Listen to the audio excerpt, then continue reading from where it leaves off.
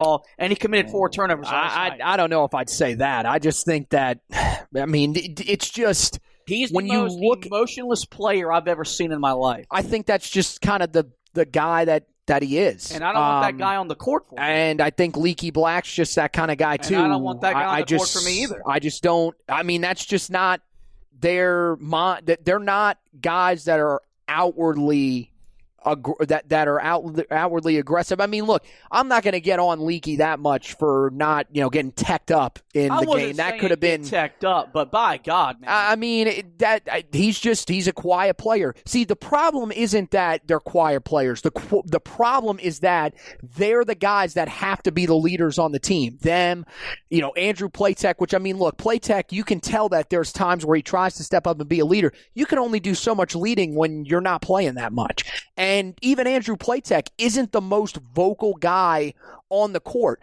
See, this is the problem. It's hard to be a leader when you make as many mistakes as those guys make as veterans. Yeah. Why would you want to follow the example of guys that repeatedly screw up? I wouldn't. And I think that's the problem when we talk about why this team is so inconsistent.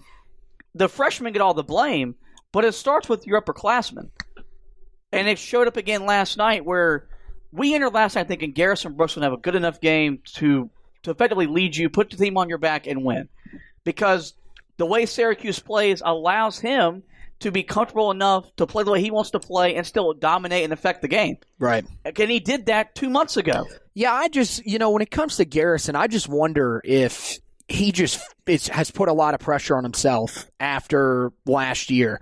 I know he doesn't have to be that guy this year, and I know he probably knows that, but I feel like, the expectations coming into the year for him were sky high. This was a guy that most people thought was probably the ACC preseason player of the year. He was projected to be that. It was pretty much big man in college basketball. Yeah, it was pretty much him or Matthew Hurt was going to be ACC player of the year. He was being put in the same category as Kofi Cockburn, as Luka Garza when it came to centers in college basketball. And I feel like when the season didn't get off to a good start, he just has never been able to recover from that.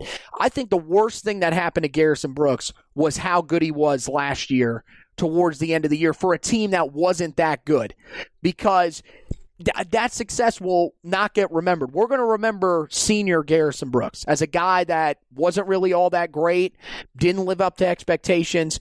When, I mean, really, I think that, the expectations just went through the roof for him because of, the season that he had as a junior. But, I mean, again, I think that Carolina's had guys like this before that have been quiet leaders. Justin Jackson was a quiet leader. Justin Jackson was not a guy that would get in your face, that would talk. There were times where, he would look a little bit emotionless on the court. Not quite, I think, as we've seen from Garrison this year, but also Justin Jackson didn't go through 2 of Carolina's worst seasons in recent memory. He didn't go through a pandemic, all this kind of stuff. But I think the biggest problem is that those guys are your veteran guys. You don't have a vocal veteran guy. This team, and there were a couple people talking about this on Twitter last night, and I couldn't agree more. This team would be, they would be so much better if they had Bryce Johnson. But Bryce Johnson would be the perfect leader for this team. A vocal guy that plays with a ton of energy, a ton of emotion. That would be a perfect fit for this team that is young and who, the rest of their veteran leaders are relatively quiet and soft-spoken guys. Yeah, no, I couldn't agree more with that. And I think a lot of this is just me being frustrated because Saturday I was complaining about emotionless play and stuff like that, but it shows up in losses where Carolina just simply goes through the motions, and it starts with guys that have been in the program 3 to 4 years, and you don't expect that. And there's nothing wrong with being a quiet leader, but I saw this also on Twitter last night. If I was Garrison Brooks and Armando Bacot, right, and I was starting every night, but I knew that Walker Kessler was coming off a 20-point performance, and everyone's raving about his play. And Day'Ron Sharpe has, at one point, been a starter and has been pretty much a consistent player for Carolina this year off the bench. You would think that they would be pushed more and play harder, play smarter. played better. I'm not denying that. And you're right. I don't think that's happened. I think they have just kind of stayed the course to where, like last night when they got taken out of the game and at the first media timeout, I wasn't mad that I had two freshman bigs on the floor at the same time. I mean, honestly, there's been points this season where that's been the better lineup for you, if we're being real honest. And so I think that's, the lack of, coaches always want competitive depth and all that. And to some degree, Carolina should have it in terms because they do in terms of the players they have, but the players don't compete within themselves. And that's when you have great teams. And that's where your teams get better during the years. When these guys that are coming off the bench are pushing you to be better, there's no reason why Garrison Brooks and Armando Bacot shouldn't have gotten more better as the season came along. Yeah, there's just Sharp and Kessler have emerged at different points of the season. There's just no consistency. Like, look, I've said it a lot when it's come to Caleb Love, when it's come to R.J. Davis, Kerwin Walton, all these freshmen. Growth is not a linear path. But what we're seeing from those two, primarily Garrison Brooks and Armando Bacot, is a roller coaster. It is literally up one game, down 2 games. Up 2 games, down 3 games. Up 1 game, down 1 game. I mean, it's all over the place. Like, there is just no consistency from them at all. Yeah. There's never been a stretch this year where we've seen guys take over. There was maybe like a 2 or 3 game stretch early in the season where Armando Bacot put together consistently good games, and then it evaporated. That just disappeared. We have never seen that from Garrison Brooks this year.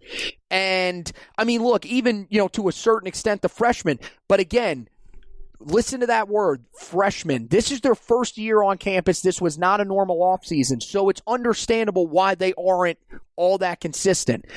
Even Armando Bacot, you can somewhat understand it because it's his second year. You would really hope that Garrison Brooks would be your consistent force, and it hasn't been there. And you were hoping, like you said, with Armando, as the season went along, it would sort of come to him, and it hasn't. Those are the areas where there is concern, is can you find somebody that you can rely on consistently? Because I feel like we would feel so much better if you could find one guy inside and one guy on the perimeter that you could trust each game would give you 12 to 14 points a game.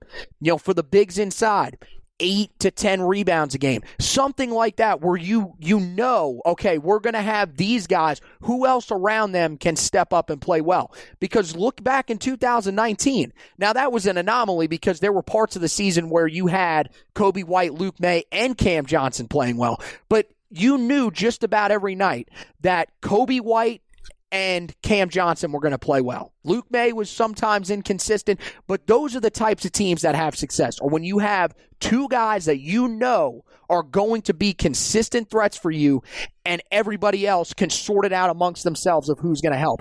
This team doesn't have anybody that's consistent, and it's killing them. And that's evident because you look at the minutes last night.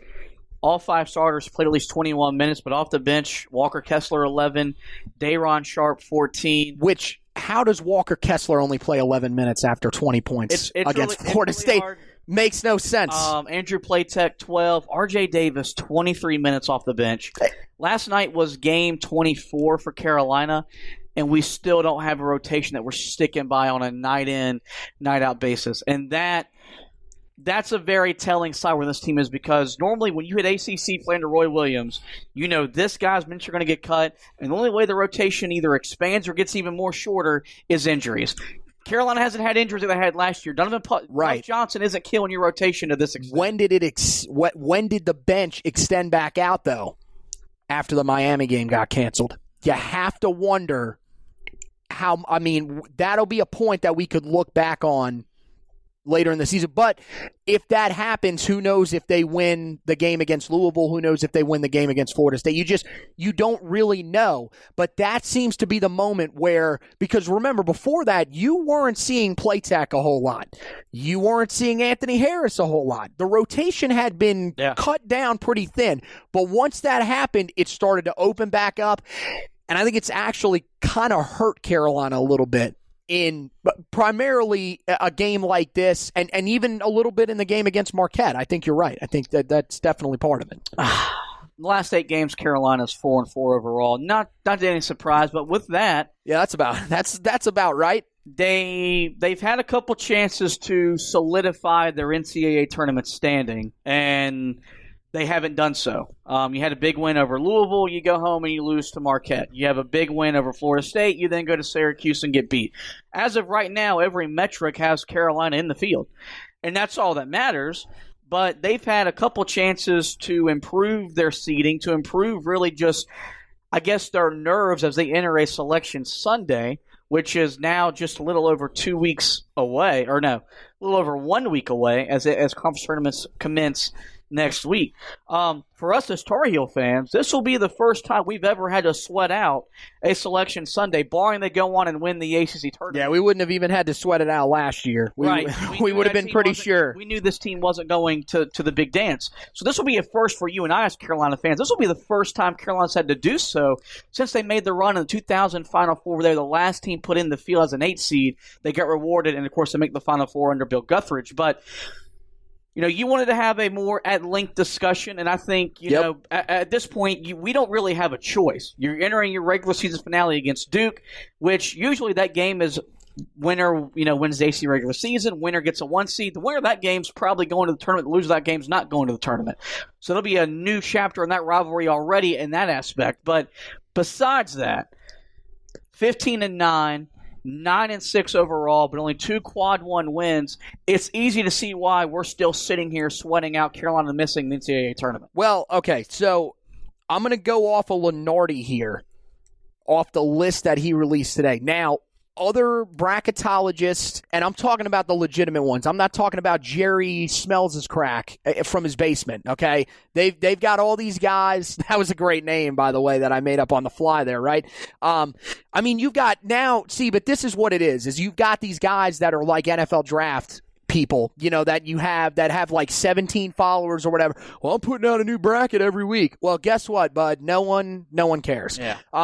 So I know, some people go off of Jerry Palm. He's got Carolina as, I think, actually the last team in the tournament right now. Which Jerry Palm hates Carolina. That makes a lot of sense. That's not shocking. And there's a couple other guys that do put out brackets, but Joe Lenardi is seen as the main expert when it comes to this.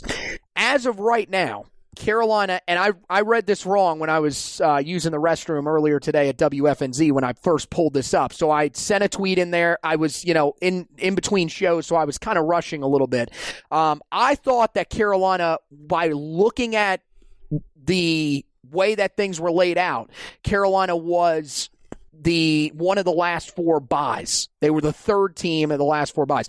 That's not true. They're a little more solidly in the field. As of right now, the last 4 buys would be UConn, St. Bonaventure, Virginia or VCU, and Boise State, although St. Bonaventure is projected by him to win the A-10. So that would mean Louisville would then be the team.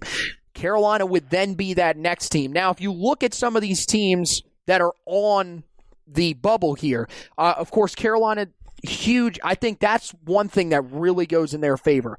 That win over Louisville is huge because right now it looks like Carolina and Louisville are going to be in a very similar spot. So they're probably going to give the tournament bid to the team that won by 45 over the team that lost by 45. UConn, look, they've had an up and down season. On paper, Carolina's a better basketball team than UConn. I feel pretty confident in saying that. VCU, they come from the A-10, decent team. They have, of course, a pretty good history, but it looks like, that's another thing that you look at here. You've got St. Bonaventure, who I just talked about a minute ago, in the A-10. Them and VCU, one of those two will probably knock out the other team when they win the A-10 championship. You've also got Boise State, who I mentioned, and Colorado State. Colorado State, according to Lenardi, that's who he thinks will win the Mountain West Conference. Well, one of those two teams is going to knock out the other. So those are the things that are playing in Carolina's favor. The teams that are ahead of Carolina in terms of their rating, you've got LSU, I think, you can kind of make your case there. The SEC, take it for what it's worth. We talked about it the other day. The SEC is better than it's been in past years. You got Rutgers. Now, that's the team that I think Carolina could jump. That Rutgers team got absolutely annihilated last night by Nebraska. Yeah. So maybe that's a team they could jump. UCLA, I don't really know how I